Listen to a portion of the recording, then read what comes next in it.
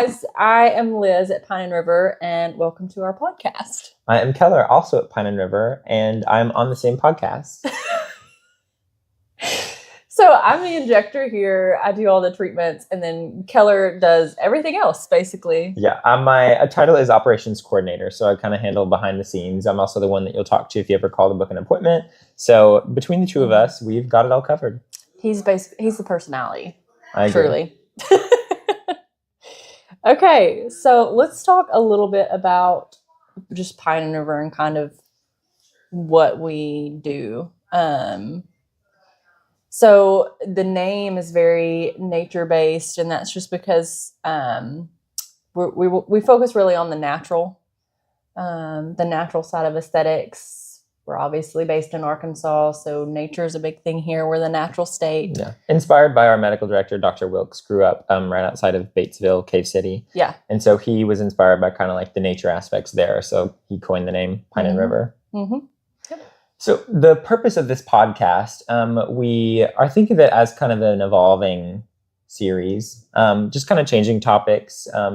Every episode, just talk about what's relevant in aesthetics and, what's going on at Pine and River. So we're going to be pretty fluid with our topics. And if you have something that you want to know about, please let us know and we'd be happy to talk about it. Yeah. And you also just get to watch me and Keller chat on camera and goof off like we do all day, every day. Yeah. So if you come here and you don't get enough of that during your appointment, you can just watch this and feel fulfilled. Whoever really gets enough of it? Nobody. Not me. Yeah. So one of the things here at Pine and River that makes us sort of unique compared to other med spas, I feel like, is that we are so approachable. I mean, it's just Liz and I that work here. So if you call or text us, you're either going to talk to me or her. Yeah. And so, I mean, anytime there is, a question or a concern, we're always happy to help. We're just a quick text phone call away. I mean, pop by 10,700 North Rodney Parham, Suite C1A. It's just really convenient, I feel like, and nice for the patients to have us always there. Yeah. And we're reachable and approachable. Yeah.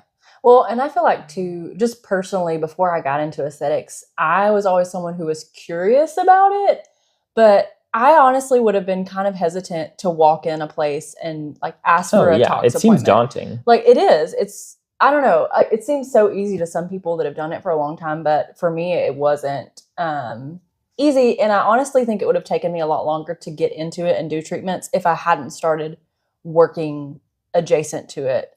For me, I knew nothing about it. My background is not aesthetics whatsoever. So kind of coming into this new world, it's been really eye-opening. But working with Liz, it's really easy. She's very approachable, very friendly. I mean, with aesthetics, there really is no stupid question because sometimes you'll wonder about things and I mean, you may not know the answer and we're happy to help. So, well, and there's so much information out there. Like even I scroll social media sometimes and I'm like, what are they talking about? Yeah. And obviously I have all this training and background knowledge and it's still even like, it'll trigger me to do some more research because it's just, there's so much information and opinion out there and we don't work in a field where you have a ton of clinical data to go off of. A lot of it is just like, circumstantial evidence and things like that. So you really have to make sure you're going to a place that you trust to really dig through that information for you. So I kind of take that as a personal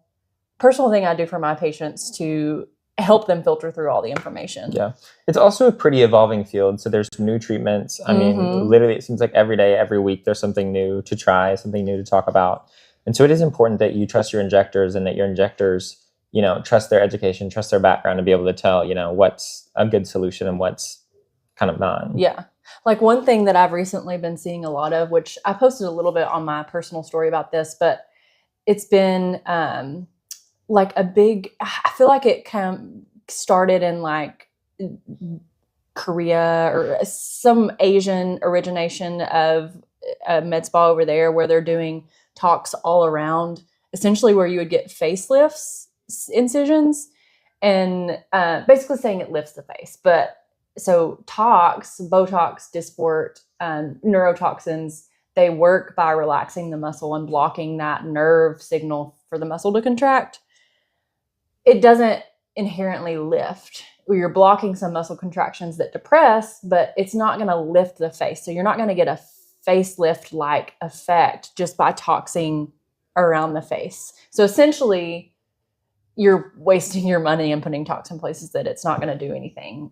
But there are people that will do that because, I don't know, because you can. I mean, it's not going to hurt anything, but is it good for your patient? No. Yeah. Is it good for are they spending their money wisely? It's easy to jump on the newest trend on TikTok, on Instagram, and just kind of go, well, I heard it does this, so it must. Well, and it sounds great. Yeah. Like, I wish that would work. Who wouldn't love it? I'm not going to tell you to spend your money to do that. A non-surgical facelift. They don't exist. It's not going to. Yeah.